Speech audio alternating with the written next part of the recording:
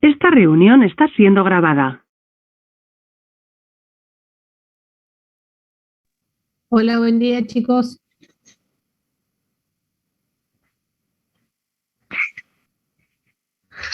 Hola, profe. ¿Qué tal, profe? Buen día.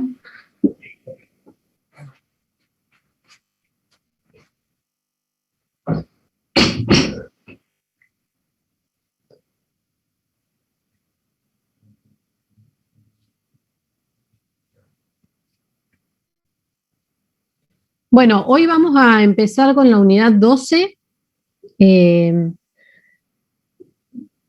es acerca de ciclos de potencia de gas. Vamos a empezar a verla hoy y la vamos a terminar mañana. Y el jueves empezamos a ver ciclos de potencia de vapor. Nos quedan ciclo de potencia de gas, ciclo de potencia de vapor, los ciclos de refrigeración y transferencia de calor. Ahí se termina la materia. O sea, nos quedan 4 unidades para ver.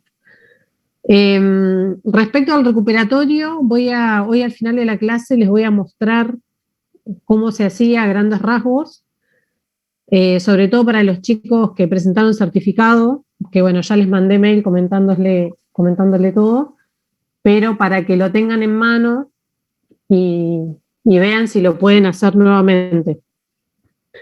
Los prácticos son 1 por unidad, así que si quedan 4 unidades, quedan 4 prácticos.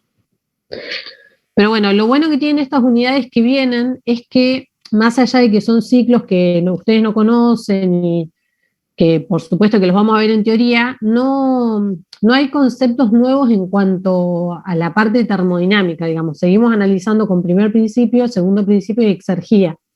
O sea, utilizamos esas herramientas que ya aprendimos para analizar los ciclos termodinámicos, que por supuesto vamos a ver los dispositivos y para qué funcionan esos ciclos, pero esta es la parte más fácil, digamos, de termo, así que no deberían tener ningún inconveniente. Es simplemente aplicar lo que vimos en ciclos, nada más. Ciclos que utilizan turbinas, compresores, bombas, evaporadores, condensadores, pero ya no es, digamos, no es que hay que aprender conceptos como propiedades nuevas, vamos a decirlo así. Solamente parámetros, relaciones de compresión y esas cosas, pero no propiedades nuevas. Ya las propiedades las vimos todas, ¿está bien? Así que creo que esta parte es como que ya llegamos al máximo y ahora está estable la materia, ¿no? No hay más dificultades, digamos. ¿Tienen alguna pregunta o algo que quieran comentar antes de que empecemos?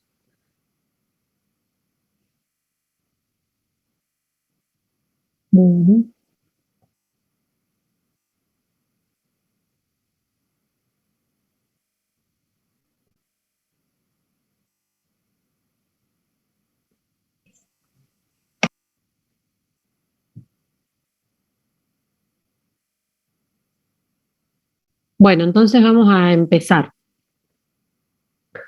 Entonces, ciclos de potencia de gas es lo que vamos a empezar a ver hoy.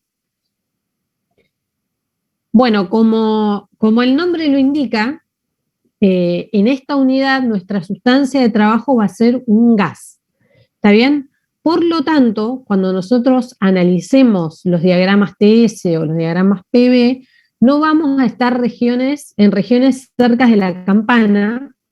¿Por qué? Porque nuestro fluido a lo largo de todo el ciclo permanece en una fase de gas, ¿está bien? No hay equilibrios bifásicos ni cambios de fase en esta unidad que son ciclos de potencia de gas. Entonces, ¿dónde vamos a estar alejados de la campana? Y por encima del punto crítico en la región de gas, como ya habíamos visto en la unidad 3. Todos los ciclos que vamos a ver son ciclos de combustión interna. ¿Eso qué significa? Que en los ciclos reales la combustión ocurre dentro del ciclo, es decir, que hay una mezcla de un combustible, o sea, un combustible y un comburente, y existe una combustión dentro del ciclo. Sin embargo, nosotros vamos a modelar estos ciclos de potencia, que ahora vamos a ver cuáles son las simplificaciones que vamos a hacer, y finalmente vamos a terminar trabajando con ciclos de aire. O sea, la sustancia que vamos a utilizar va a ser aire, que como ya sabemos se comporta como gas ideal y eso nos simplifica un montón de de cálculos. Entonces, en esta unidad vamos a dividir esos ciclos de potencia de gas en dos. En primer lugar, vamos a ver lo que se conocen como máquinas reciprocantes o motores alternativos, que son básicamente dispositivos cilindro-émbolo. Estos que están acá.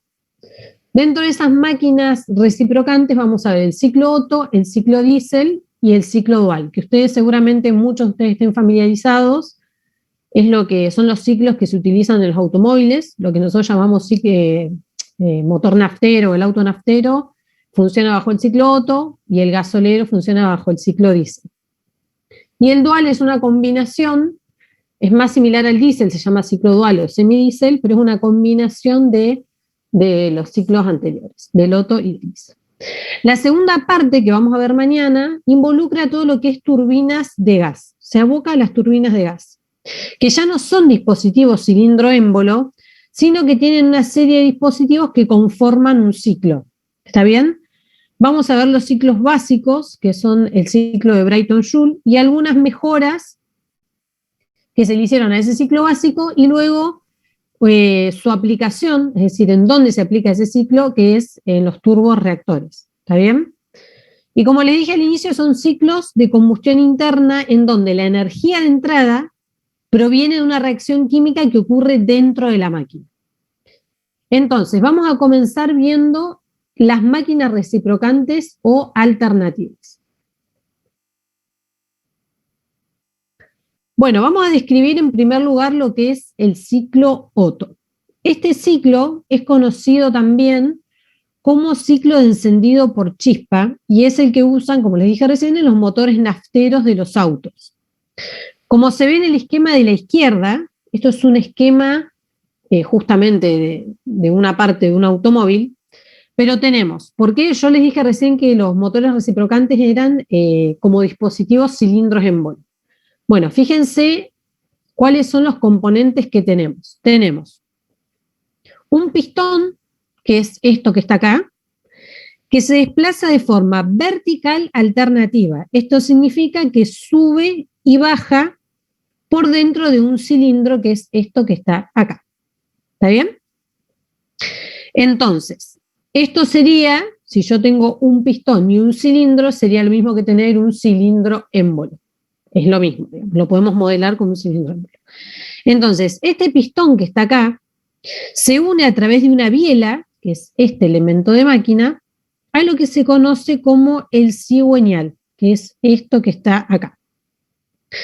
Este cigüeñal lo que hace es rotar, o sea, este movimiento alternativo vertical se transforma a través de la conexión con el cigüeñal, a través de la biela, se transforma en un movimiento rotativo del cigüeñal.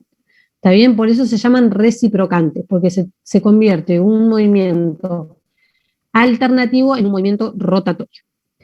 Entonces, esta conversión lo que logra justamente es producir potencia. Entonces ahora vamos a ver cómo hacemos para que ese pistón se desplace de forma alternativa. Este conjunto de biela y cigüeñal están inmersos o están dentro de lo que se llama el bloque del motor, que es esta parte inferior que está acá. ¿Está bien? Y en la parte inferior, todavía más por debajo del bloque de motor, está lo que se conoce como cárter, que el cárter es un depósito, una bandeja con aceite que lubrica justamente este conjunto. Fíjense que cuando esto rote, esto se va a mojar, vamos a decirlo así, en el aceite y entonces se va a lubricar. ¿Está bien? O sea, lubrica las zonas de contacto entre las partes. Entonces, como el pistón sube y baja, la rotación del cigüeñal, o sea, como este pistón sube y baja de forma vertical, y esto está conectado con la biela del cigüeñal, esto hace que el cigüeñal se sumerja parcialmente en el cárter y se lubrique las partes, como les comentaba recién. Como existe un rozamiento entre el cilindro y el pistón, y eso eleva la temperatura, entonces hay un refrigerante que circula para mantener la temperatura debajo de un máximo, que es lo que está acá señalado como refrigerante. ¿Está bien? En la parte superior Ahora, si vamos para arriba, en la parte superior del pistón, tenemos lo que se llama la cámara de combustión, en donde ingresa a través de una válvula de admisión una mezcla de aire combustible. ¿Está bien? Entonces, ingresa a través de esta válvula la mezcla de aire combustible y se produce la combustión porque existe una bujía que está acá ubicada que produce una chispa que enciende esa mezcla aire-combustible. Luego de que se produce la combustión, eso genera como una onda de presión, vamos a decirlo así, y el pistón se impulsa hacia abajo y luego sube y expulsa todos los productos de combustión. ¿Cómo los expulsa? A través de una válvula de escape. ¿Está bien? Que es la que se encuentra indicada acá a la derecha. ¿Cómo se abren y se cierran esas válvulas? Bueno, mediante un árbol, lo que se llama un árbol de levas, que por supuesto está sincronizado con la rotación del cigüeñal. ¿Para qué está sincronizado? Y porque yo tengo que abrir las válvulas cuando necesito. Si yo abro las válvulas, por ejemplo, cuando estoy cuando el pistón está en una carrera que no es la adecuada, puedo estar perdiendo mezcla o haciendo ineficiente lo que es la combustión. ¿Está bien? Entonces, el árbol de levas que abre las válvulas, que es este azulito que ven acá, está conectado, sincronizado con el movimiento o la rotación del cigüeñal. Y a la válvula, como ven acá, se le coloca un balancín que según el movimiento de rotación de la leva es el que va a abrir o cerrar esta válvula o la de escape, ¿no? Entonces, estos son algunos de los aspectos muy básicos de cómo funciona un motor bajo el ciclo Otto. O sea, qué elementos tenemos en un ciclo Otto. Todo esto los mecánicos, los que hagan ingeniería mecánica, lo van a ver con... Esto no es nada a comparación de lo que van a ver en máquinas motrices el año que viene, en donde van a ver no solo estos componentes, sino 1000 componentes más y cómo funciona todo, digamos, en el estado real. Nosotros van a ver que lo vamos a simplificar mucho. Este entonces sería el ciclo de encendido por chispa o el ciclo Otto. Entonces, tenemos una mezcla combustible que se enciende, ahora vamos a ver bien en qué momento se enciende, pero se enciende porque existe una bujía que genera una chispa. ¿Está bien? Por eso se llama de encendido por chispa. O sea, necesitamos ese agente, digamos, que encienda la mezcla fresca, que sería la de aire combustible. Ahora vamos a ver cómo funcionaría un ciclo diésel o encendido por compresión, que es el esquema que está acá a la derecha. Y funciona de forma similar en el sentido que también tenemos un pistón, tenemos un cilindro, tenemos una biela, tenemos un cigüeñal, pero cambia el proceso de combustión. En este caso, la mezcla, o sea, el motor diésel no aspira una mezcla aire-combustible, sino que aspira aire puro. Y ese aire puro, o la mezcla, no se enciende por la presencia de una chispa, sino que se comprime. Es decir, aspira aire puro, se comprime ese aire puro y cuando está en un momento de alta presión y temperatura se le inyecta combustible altamente pulverizado. ¿Está bien? Y eso produce la combustión de la mezcla sin la necesidad de una chispa. Esas condiciones de presión y temperatura son condiciones determinadas justamente para favorecer con un combustible determinado la ignición de esta mezcla que se genera cuando el pistón está comprimiendo. ¿Está bien? Otra diferencia fundamental entre ambos es el tipo de combustible.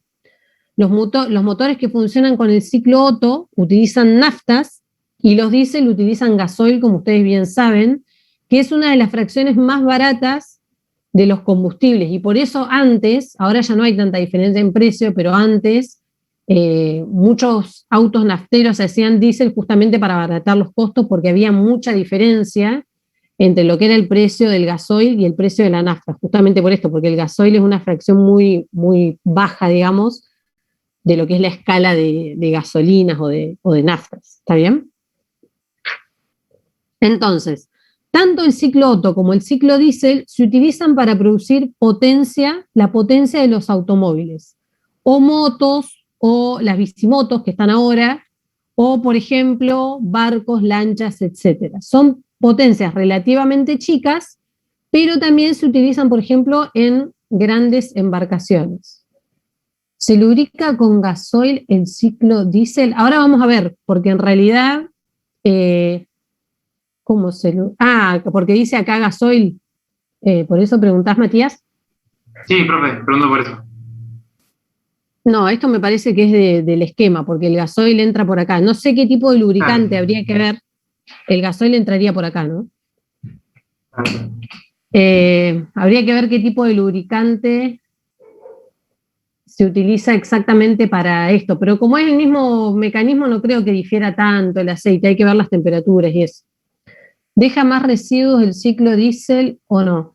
Y eso depende de la calidad de la nafta, que ese es otro tema, porque en realidad uno siempre estudia, acá en Termo nosotros estudiamos eficiencia, pero viste que nosotros no analizamos la parte de los productos de combustión. Esto tiene que ver mucho cómo funciona el auto. Si el auto funciona mal, por ejemplo, y la combustión es incompleta, va a dejar residuos, tanto el Otto como el diésel pueden dejar residuos.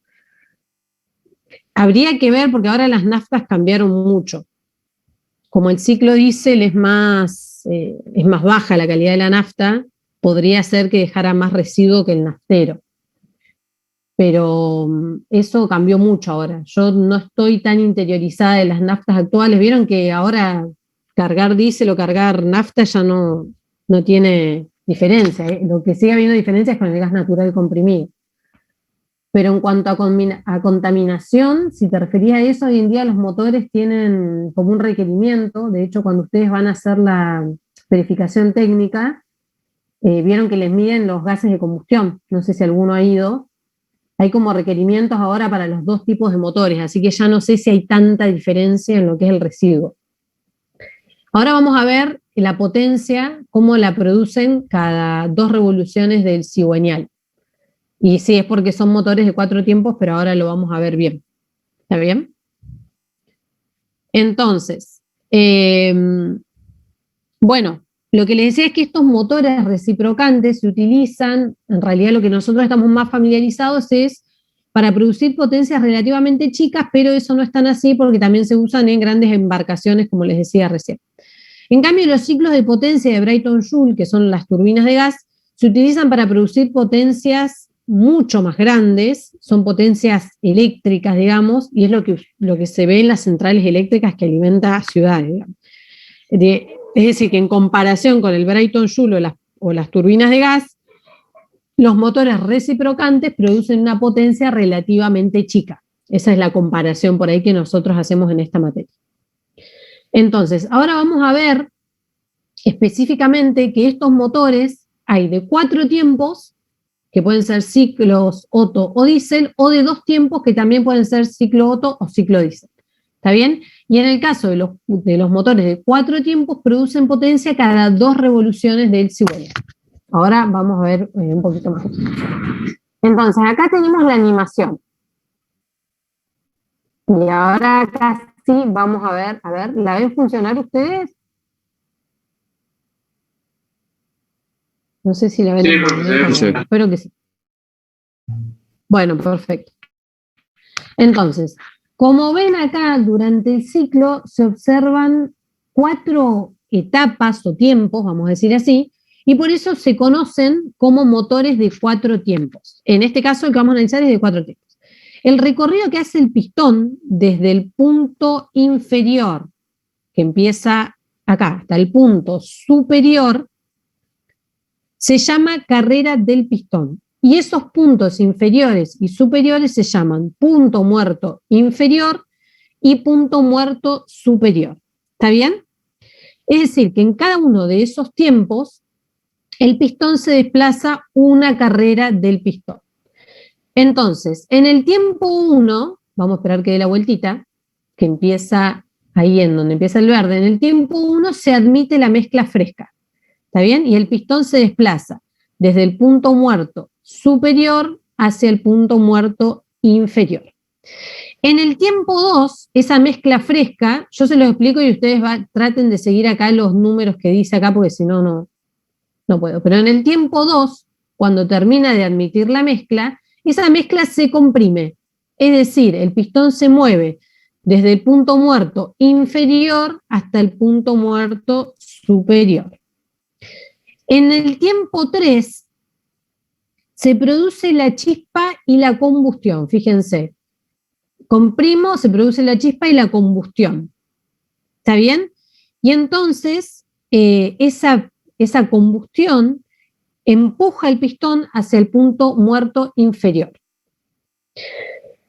Por último, en el tiempo 4, el pistón barre esos productos de combustión que escapan por esa válvula de escape. Fíjense que acá, ven, ahí se abre la válvula de escape, ahí se abre la admisión, como les comentaba recién.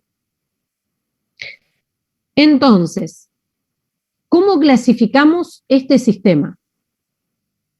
¿Quién me dice cómo sería este sistema así como lo vemos? Si yo paso los límites de mi sistema por acá, ¿cómo es mi sistema? Abierto. Abierto. Régimen no Abierto, estacionario. ¿qué más? Ya está.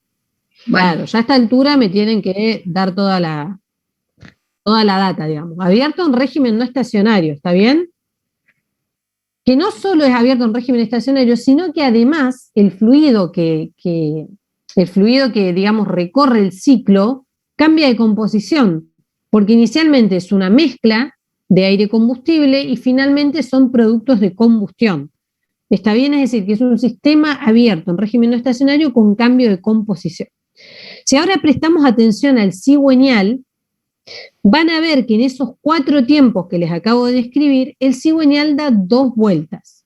¿Esto qué significa? Significa que este motor produce potencia cada 2 vueltas del cigüeñal. ¿Y por qué les digo potencia en lugar de trabajo? ¿De dónde sale el trabajo de compresión del tiempo 2? ¿Cómo de dónde sale? Hola, profe. Yo había preguntado. No, más que nada, mi pregunta era en el tiempo 2, se realiza la compresión de la mezcla de combustible y aire que entra en la parte superior del pistón, y esa compresión no sabía quién es el encargado de hacer la fuerza para comprimirlo, digamos. No sé de dónde sale físicamente. Esto es porque viste que en realidad nosotros tenemos varios pistones en un motor. Y entonces el impulso de la compresión, el impulso de cuando se produce la combustión, perdón, ese impulso hace que este pistón baje y sube. ¿Está bien? O sea, esa admisión, ese conjunto de 4 pistones que no van siempre en el mismo tiempo. No sé si ustedes han visto los motores, justamente los pistones van a destiempo. Están coordinados de una forma de modo tal que cuando uno expande, el otro comprime, entonces así puede funcionar el motor. ¿Está bien? Digamos como que vendría esa fuerza que puede comprimir el pistón debida a otro pistón que está al lado. Claro, nosotros lo vamos a ver como un trabajo que ingresa. O sea, yo esto quiero que lo vean ustedes para que entiendan, por ejemplo, por qué este ciclo produce, por ejemplo, trabajo cada 2 vueltas de cigüeñal y cuáles son los procesos. O sea, quiero que vean que algunos procesos ocurren mientras se expande el pistón y todo eso lo vamos a ver nosotros termodinámicamente como trabajo, expansión, compresión y todo eso. ¿Está bien? Ajá. Pero vamos a tomar que entra un trabajo y que sale un trabajo. Y la combustión la vamos a modelar como que entra un calor y el escape lo vamos a modelar como que sale un calor. O sea, lo vamos a simplificar mucho más. Está. Pero el Gracias. funcionamiento del motor se debe a un conjunto de pistones, digamos. ¿Está bien? Sí, ahí me quedó claro, porque no sabía qué era lo que hacía que se comprima esa mezcla, de dónde salía esa fuerza para comprimirlo, digamos, pero ahora ya me quedó claro. Bueno, entonces, ahora si vemos la rotación del cigüeñal, quiero que vean ustedes, síganlo ustedes, porque yo se lo sigo en mi compu y capaz que ustedes los ven en otro tiempo. Fíjense que que todo el ciclo son 2 vueltas del cigüeñal exactamente. Y en todo el ciclo se genera una combustión. quiere decir que esa combustión es la que me genera el trabajo de expansión y por lo tanto se genera potencia cada 2 vueltas del cigüeñal. Y les comentaba que ¿por qué les decía potencia en lugar de trabajo? Bueno, porque ¿qué unidades tiene la potencia? Energía sobre tiempo. Es decir, que yo puedo calcular el trabajo en un ciclo, pero para obtener la potencia necesito multiplicar por la frecuencia, y esa frecuencia está relacionada con las vueltas que da el cigüeñal por ciclo, que ya después lo van a ver en los ejercicios. Por eso es importante que se anoten que en un motor de 4 tiempos se produce potencia cada 2 vueltas del cigüeñal. ¿Está bien? Entonces, ¿entienden cómo funciona esto? Es bastante sencillo. Aparte de ustedes deben estar familiarizados, esta sería la bujía, la que está central acá. Esto es un piezo eléctrico, bueno, que le da una chispa cuando está arriba el pistón en la mezcla, cuando comprime ahora va a comprimir y ahí se genera la chispa, impulsa hacia abajo e impulsa hacia arriba. ¿Está bien? Bueno. Acá está el mismo motor, es el mismo motor, también el ciclo Otto de 4 tiempos, esta es otra animación, pero además está indicado un diagrama de las transformaciones. Este diagrama se llama diagrama indicado. ¿Por qué? Y no es un diagrama termodinámico. Fíjense qué unidades tenemos en las ordenadas y qué unidades tenemos en las abscisas. Nosotros tenemos presión y volumen, pero este volumen no es el volumen específico. Si fuera el volumen específico, ¿qué diagrama sería este? ¿Qué nombre tiene, como lo vimos nosotros? Clapeyron. Clapeyron, exactamente. ¿Está bien? En este caso, este tipo de diagrama se llama diagrama indicado. Y en las abscisas tengo volumen absoluto, es decir, el volumen extensivo. En este diagrama, B2 que ven acá, sería coincidente con el punto muerto superior. Y B1 con el punto muerto inferior. Fíjense que cuando el pistón sube, vamos a verlo ahora cuando llegue acá a A, esperen, va ahí, ocurre la admisión hasta A, y ahora comprime, fíjense el pistón, llega hasta el punto muerto superior, pero fíjense que acá queda un volumen, o sea, de 0 a B2 queda un volumen, un espacio, que es donde se produce la combustión y que es este espacio que queda entre este tope y donde están las válvulas. ¿Se ve? Bueno, a ese volumen se lo llama espacio muerto o espacio nocivo.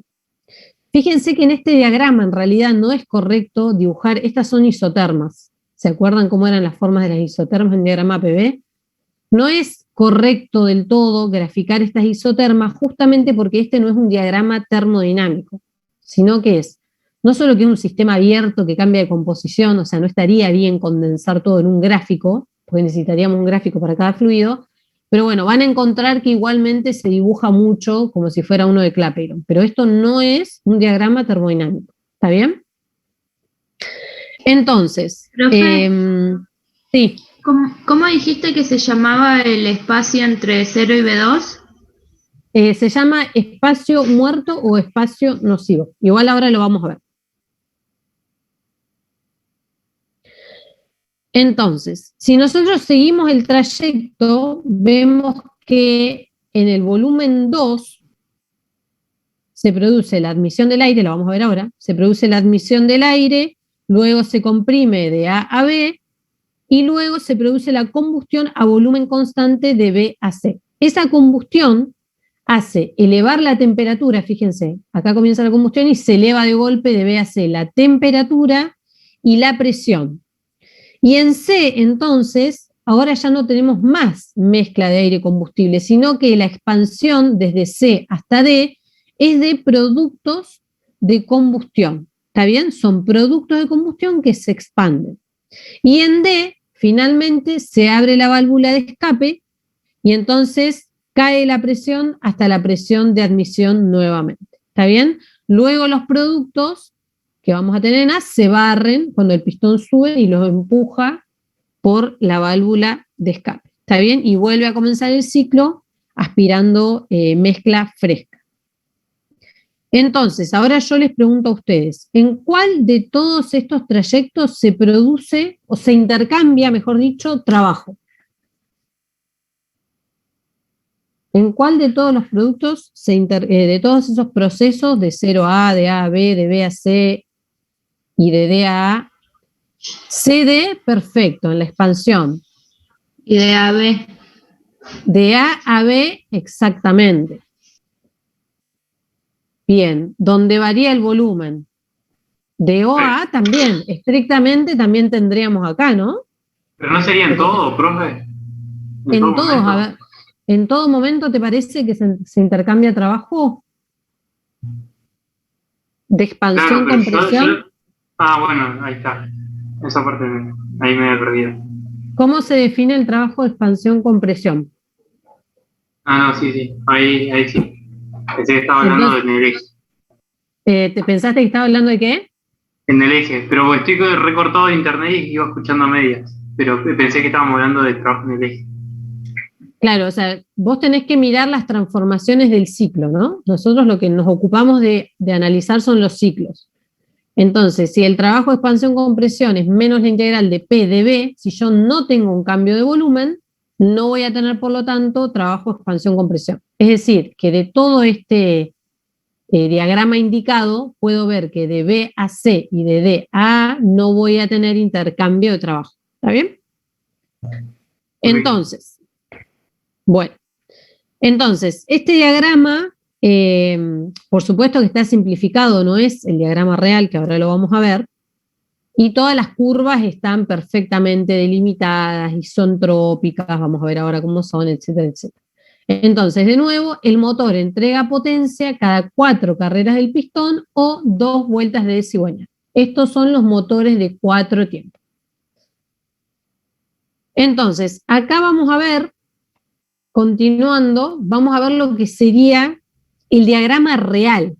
¿Está bien? Este es un diagrama indicado también, porque es presión, volumen extensivo, pero de lo que es el ciclo real. Fíjense que acá está bien clarito cuál es el espacio muerto. Fíjense, este es un diagrama que está más simplificado, porque esto sí ya directamente es un cilindro émbolo, por ahí lo ven más fácil, pero está bien indicado cuál es el punto muerto superior.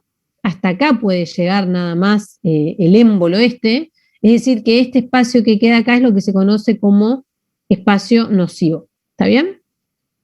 Y esa longitud que recorre el cilindro, o el émbolo, perdón, desde el punto muerto superior hasta el punto muerto inferior, es la carrera del pistón. Es la longitud que recorre el pistón, que multiplicada por el área del émbolo nos va a dar la cilindrada, que ustedes ya deben haber escuchado mucho, sobre todo cuando hablan de motos, lo que es la cilindrada. Bueno, la cilindrada es la carrera del pistón multiplicada por el área del cilindro, digamos, es lo que da un volumen, que generalmente hablan de centímetros cúbicos, etc. Bueno, a diferencia del diagrama anterior, se ve que la admisión, fíjense, ya no es a presión constante. Vieron que nosotros admitíamos de 0 a A, en el caso anterior, y íbamos todo por una recta que era horizontal. Bueno, fíjense que acá la admisión ocurre a una presión levemente inferior de lo que sería la presión atmosférica. Y esto es porque el cilindro, cuando se desplaza desde el punto muerto superior hasta el punto muerto inferior para admitir la mezcla, hace como un efecto de vacío. ¿Vieron la jeringa? La jeringa, la común, que si ustedes aspiran algo, digamos, hace como un efecto de vacío que hace que esa jeringa se llene. Bueno, esto es algo similar. O sea, yo tengo acá un conducto estrecho, entonces cuando el émbolo se desplaza hacia abajo hace como un efecto sopapa o vacío, vamos a decirlo así, que hace que el aire ingrese. Pero además, como esta presión es menor que la presión atmosférica, se genera un delta P, un delta de presión, que por supuesto, como el fluido va a ir en el sentido de las presiones, digamos, en el sentido de anular los gradientes, vamos a favorecer la entrada de mezcla. ¿Se entiende? Por eso es que en realidad la admisión ocurre a una temperatura levemente inferior a la presión atmosférica, porque de esta forma se favorece la entrada de mezcla fresca. Y en el escape pasa exactamente lo opuesto. La presión de escape, que va a ser de 5 a 0, digamos, como está indicada acá, es levemente mayor a la presión atmosférica porque hay gases adentro, ¿está bien? Y además, si yo tengo una presión mayor dentro del cilindro que afuera, entonces favorece la salida de los gases de escape. El resto es prácticamente igual, de 1 a 2 tengo la compresión, de 2 a 3, fíjense que estrictamente no es a volumen constante, pero prácticamente ocurre a volumen constante, y de 3 a 4 tengo la expansión, ¿está bien? Y de 4 a 5, acá cuando se abre la válvula de escape a volumen constante. Y acá se empujan los gases, se hace el barrido de los gases de escape. Profe, ¿Está bien? Esto es lo que es el diagrama indicado. Sí. perdón, ¿de 5 a 2 se produce la admisión?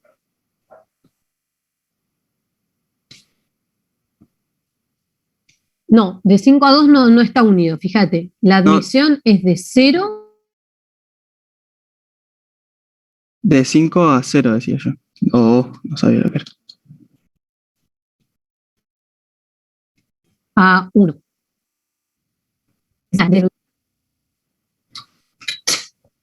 Fíjate que de 5 a 0 vos tenés el émbolo que está en el punto muerto inferior y se mueve hacia el punto muerto superior. Quiere decir que ahí va a empujar todo lo que está por delante.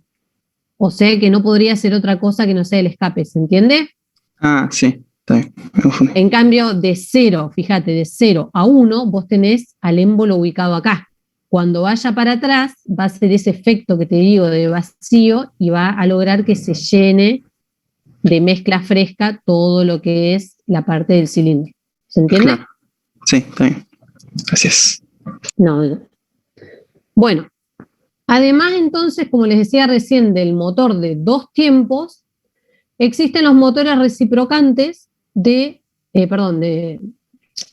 como les decía, están los de 4 tiempos y también existen los motores reciprocantes de 2 tiempos, que también pueden funcionar con el ciclo Otto o el ciclo diésel, es decir, pueden ser nafteros o gasoleros.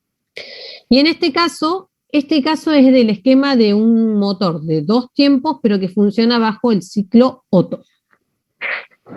Esto es esquemático, digamos, no vamos a ver todo en detalle otra vez porque es parecido, pero vamos a ver algunas diferencias. Este tipo de motores de 2 tiempos requieren 2 carreras del pistón, o lo que es igual a una sola vuelta del cigüeñal para producir potencia. Es decir, producen potencia en cada una de las vueltas del cigüeñal, es decir, cada 360 grados, como les puse acá abajo. El dispositivo es análogo a lo que vimos del motor de 4 tiempos en cuanto a que posee un pistón que se desplaza de forma vertical y transforma ese movimiento alternativo en un movimiento de rotación gracias a la biela que une el pistón con el cigüeñal. Pero una de las diferencias es que en lugar de válvulas de admisión y de escape, posee lo que se llaman lumbreras, que son estas que ven acá. Esto es el puerto en realidad de admisión. Esto es una lumbrera de transferencia, que ahora vamos a ver bien, y esta que está acá, que no está indicada, es la lumbrera de escape, que acá le llama puerto también. Bueno, lo pueden encontrar de las dos formas. Entonces, vamos a ver que esas lumbreras actúan como si fueran las válvulas, pero no son válvulas, sino que son orificios. Ya no están conectados, como veíamos acá arriba, a un árbol de levas, ¿está bien? Son los conductos por donde ingresa la mezcla del cilindro o por donde egresa la mezcla.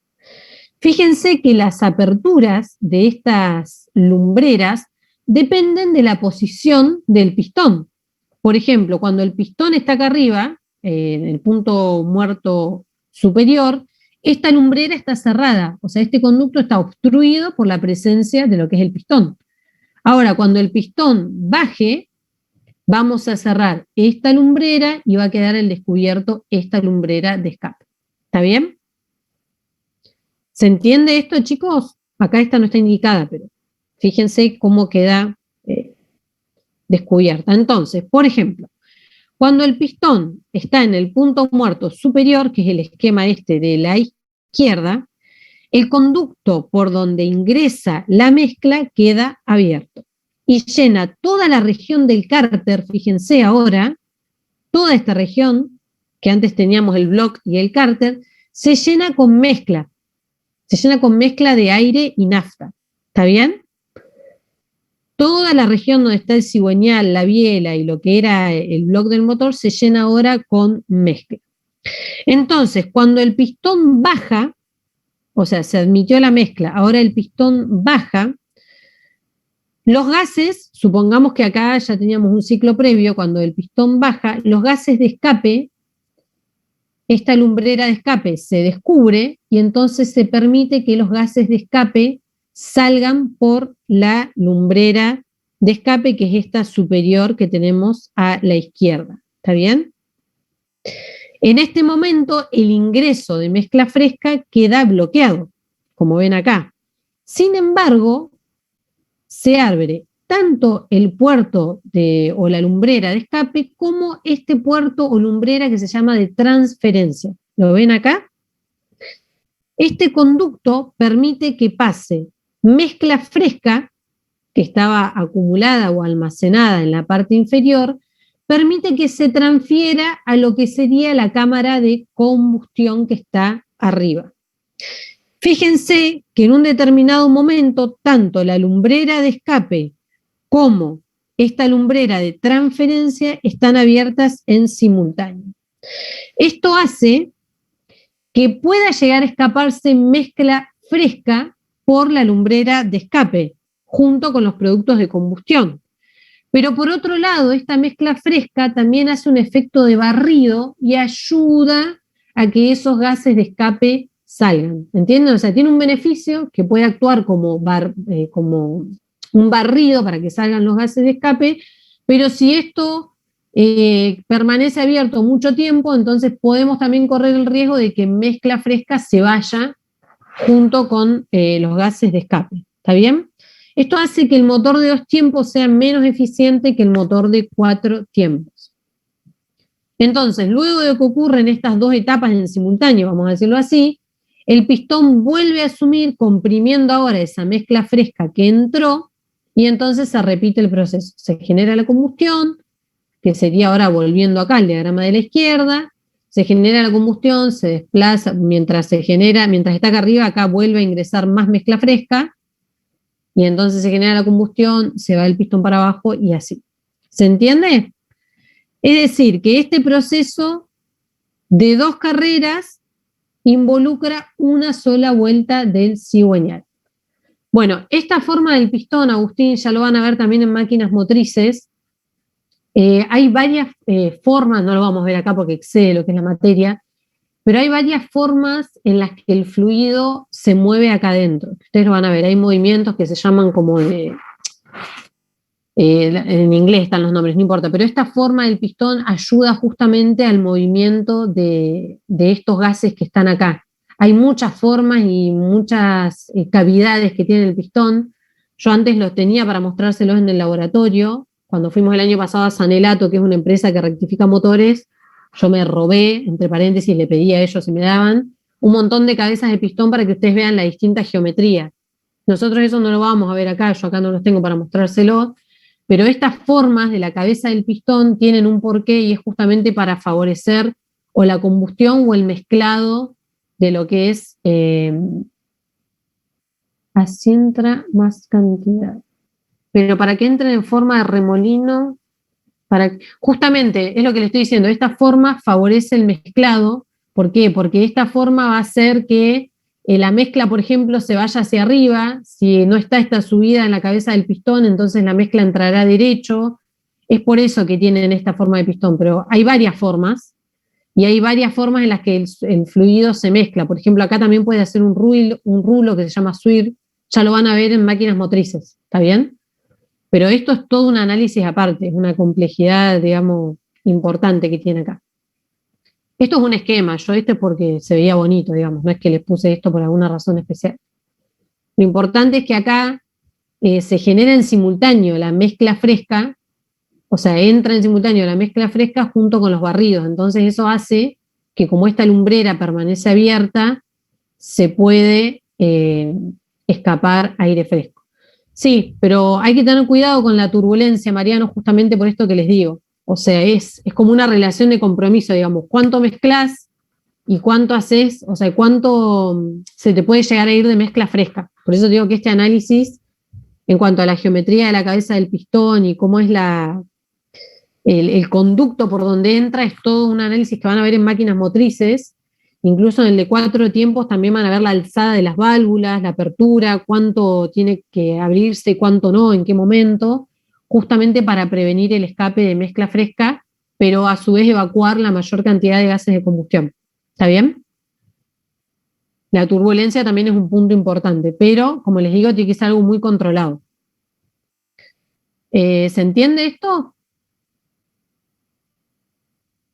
Sí, perfecto. Bueno, entonces esto es para que vean que se produce potencia, pero ahora en cada revolución del cigüeñal, porque ya no necesitamos 4 carreras, sino 2 carreras. ¿Está bien? En una primera carrera se produce la admisión y la compresión, es como que hay 2 procesos en simultáneo en una sola carrera, y en la otra carrera se produce la expansión y el escape. ¿Está bien? Entonces acá en esta otra filmina les puse la animación. Esto es lindo verlo animado para que vean cómo funciona. Para que vean cómo se abren y cierran las lumbreras, fíjense.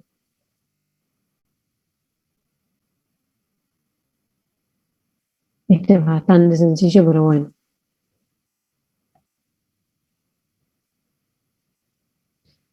Entonces, fíjense que en el motor, que en este tipo de motores, entra la mezcla al cárter, acá, donde en el de 4 tiempos teníamos lubricante líquido. Bueno, ahora el lubricante ingresa junto con la mezcla también, ¿está bien? Y si prestan atención a las vueltas que da el cigüeñal, es solo una vuelta. Y uno podría decir, bueno, este es mucho mejor porque me produce potencia en cada vuelta del cigüeñal, a comparación con el de 4 tiempos que tengo que esperar 2 vueltas de cigüeñal para que me produzca potencia. Sí, bueno, está bien, producen potencia en cada vuelta del cigüeñal, pero también consumen por cada vuelta. ¿Está bien? A diferencia del de 4 tiempos que consume cada 2 vueltas, o sea que no es así directamente comparable, digamos. Y estos motores son los que se usan en motos y también en embarcaciones, y eso es porque tienen una buena relación de peso-potencia, o sea, son relativamente chiquitos, compactos, pero con una potencia que los permiten utilizar, por ejemplo, en motos.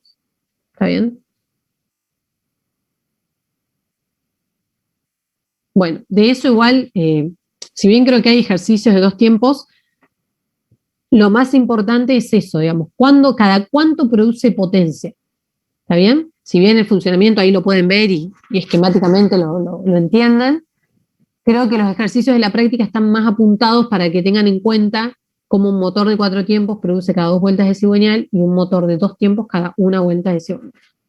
Entonces, ¿cómo vamos nosotros a estudiar estos ciclos que ya vimos que son abiertos en régimen no estacionario y que tienen un cambio de composición en la sustancia que recorre el ciclo? Bueno, nosotros vamos a analizar el ciclo termodinámico de estos motores. ¿Por qué? Porque yo les decía que este diagrama indicado, voy a volver un poquito para atrás, este diagrama indicado no es un diagrama termodinámico, sin embargo es lo que se conoce como diagrama mecánico. ¿Por qué? Porque si bien, o sea, nosotros en cada uno de estos ciclos, en este sistema que es abierto en régimen estacionario, no tenemos la misma sustancia. La sustancia va cambiando. O sea, no es un ciclo termodinámico que voy a tener siempre las mismas condiciones en todos los puntos. Sin embargo, los procesos sí siempre son los mismos. O sea, siempre hay una compresión, siempre hay una combustión, siempre hay una expansión. ¿Está bien? Pero no es un ciclo termodinámico. Nosotros lo que vamos a hacer es llevar este ciclo indicado a un ciclo termodinámico, es decir, a un ciclo, a un diagrama de Clapeyron. ¿No hay ningún instante en el que el pistón no tape una abertura? ¿Te referías al de 2 ciclos? ¿Al de 2 tiempos? No hay ningún instante en que el pistón no tape ninguna... Lo que pasa es que no tendría sentido no tapar ninguna abertura. Porque justamente este movimiento del pistón y el diseño de todo lo que es, digamos, el cuerpo del bloque, está diseñado justamente para que esas aperturas se den en un determinado tiempo. Si yo tengo todas las aperturas abiertas al mismo tiempo, no sería eficiente, digamos. Yo tengo que llenar, dejar un reservorio de mezcla y después hacer que pase, que se transfiera a lo que es la cámara de combustión. Si yo todo el tiempo tengo circulando, sería totalmente ineficiente, digamos, ¿no? Ya van a ver que hay distintos diseños de esto, donde están ubicadas las lumbreras. Hay veces que están opuestas, esto tiene que ver mucho también con el diseño. Ya les digo, los mecánicos esto lo van a ver en súper detalle en máquinas motrices. O sea, esto que yo les estoy contando ahora es nada, ni siquiera una introducción en comparación con lo que van a ver. Se van a estudiar un libro en inglés de no sé cuántas páginas para motrices. No es que los quiera asustar, pero es una materia bastante brava.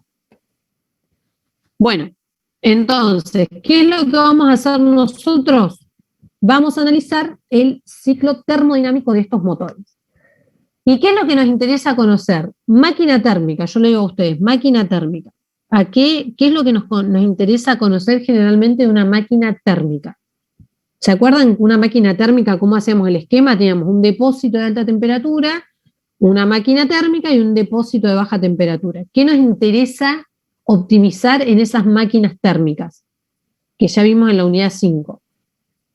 El trabajo obtenido, bueno, a ver qué parámetro me habla un poco de lo que obtengo en comparación con lo que consumo. El rendimiento.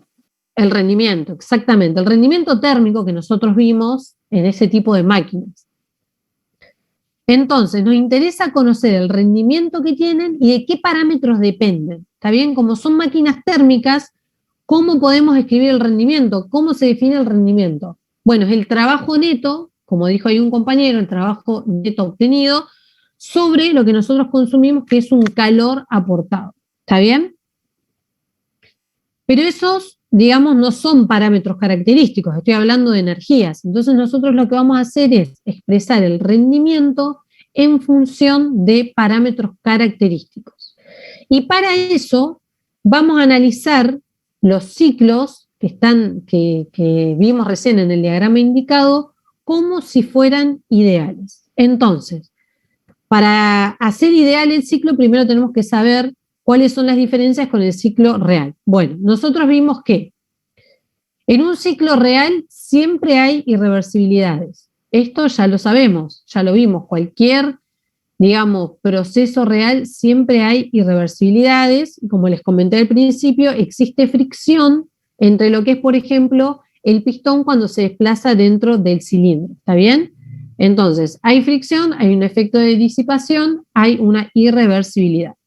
Por otro lado, también vimos que el fluido que describe el ciclo no tiene una composición constante, sino que esa composición cambia. Vimos que primero admitimos una mezcla fresca de aire y combustible y luego, después de que se activa la chispa, tenemos una combustión y en la etapa final de expansión y de escape tenemos productos de combustión. ¿Está bien? Y además dijimos que era un sistema abierto. ¿Por qué? Porque teníamos válvulas de admisión y de escape por donde ingresaba un caudal másico. ¿Está bien? Tenemos un caudal de mezcla fresca y un caudal de productos de combustión. Por lo tanto, es un sistema abierto, el sistema real. Y además dijimos que eran máquinas de combustión interna, es decir, que el calor que yo utilizo, digamos lo que yo necesito para obtener mi beneficio, es un calor producto de una combustión que se genera dentro del cilindro, como vimos recién. Cuando se activa la chispa, eso genera una combustión dentro del cilindro. Entonces, nosotros, como siempre, vamos a llevar todo a lo sencillo y vamos a hacer de ese ciclo real un ciclo ideal de aire estándar, lo que se conoce también como ciclo de comparación. ¿Y cómo vamos a hacer eso? Bueno, en primer lugar, vamos a considerar que todo nuestro ciclo es internamente reversible. Cuando yo digo internamente reversible, ¿qué es lo que estoy diciendo? Si es internamente reversible, ¿cuál es el término que se me anula, por ejemplo, en un balance de segundo principio? La generación de entropía. Exacto, sigma. Esto no significa que el ciclo no pueda ser externamente reversible, ¿está bien? Solo estoy diciendo que es internamente reversible.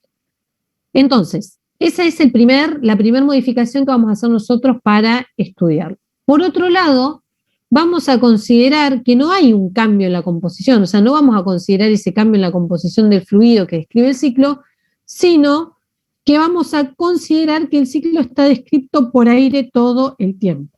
¿Está bien? Estos ciclos son los que se conocen como ciclos de aire estándar. ¿Y qué es el aire estándar? Es un gas ideal con un CB y un CP que los tomamos constantes a 25 grados centígrados. ¿Está bien? O sea, aire, ustedes ya saben que es gas ideal, ecuación de estado. ¿Está bien? Esa es la segunda modificación que vamos a hacer. La tercera modificación es que al no haber cambios de composición, ni tampoco una cámara de combustión, vamos a considerar ahora que el sistema es un sistema cerrado. ¿Está bien? En donde el fluido describe un ciclo. O sea, como ya dijimos que no vamos a considerar el cambio de composición, siempre va a ser aire, entonces, y ese aire va a describir un ciclo, entonces ahora nuestro sistema va a pasar de ser de un sistema abierto a un sistema cerrado. Y además, como no vamos a considerar cambios de composición, porque ese cambio de composición venía producto de una combustión, bueno, vamos a reemplazar esa combustión interna por una entrada de calor desde una fuente externa. ¿Está bien? Que es lo que yo les puse acá. Nosotros realmente teníamos esto, ahora vamos a considerar esto. Que en vez de tener una combustión, es aire que recibe calor. ¿Está bien? Desde una fuente externa. Entonces, en lugar de tener una cámara de combustión, admitimos un calor que es absorbido por esa corriente de aire. Pero como les dije recién, en nuestro ciclo no vamos a tener válvulas de escape o de admisión, sino que vamos a considerar que tenemos una masa de aire determinada que describe un ciclo. Y en ese ciclo recibe calor o transfiere calor al medio. ¿Qué es lo que dice acá abajo? Por último, o sea, además de considerar que ingresa calor en vez de la combustión y que ahora es un sistema cerrado, vamos a considerar que en el proceso de escape que nosotros teníamos en el sistema abierto, que escapaban esos gases de combustión, lo vamos a reemplazar por una entrega de calor a la atmósfera. ¿Por qué? Porque en el ciclo real, cuando los gases escapan, se pierde una energía. O sea, esos gases que escapan se van con una energía determinada y con una temperatura dada. Entonces nosotros a esa energía la vamos a reemplazar por ese calor. Es decir, vamos a entregar calor a los alrededores que regresa al fluido a su estado inicial.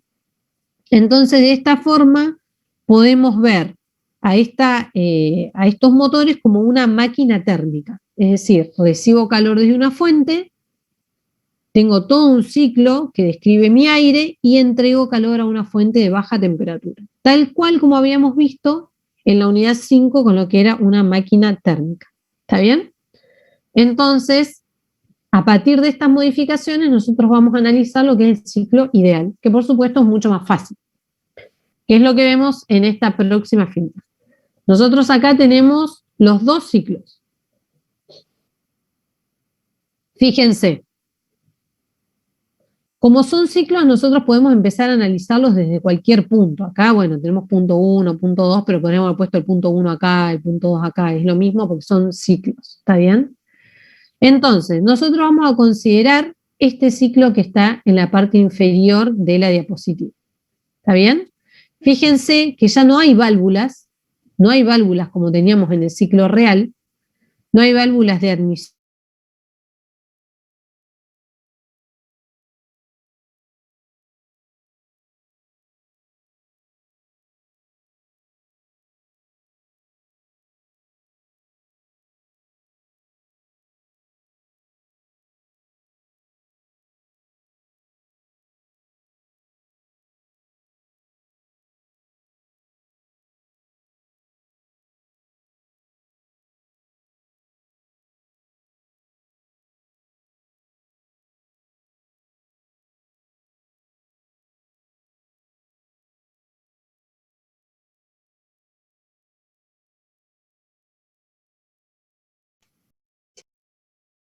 La grabación se ha detenido.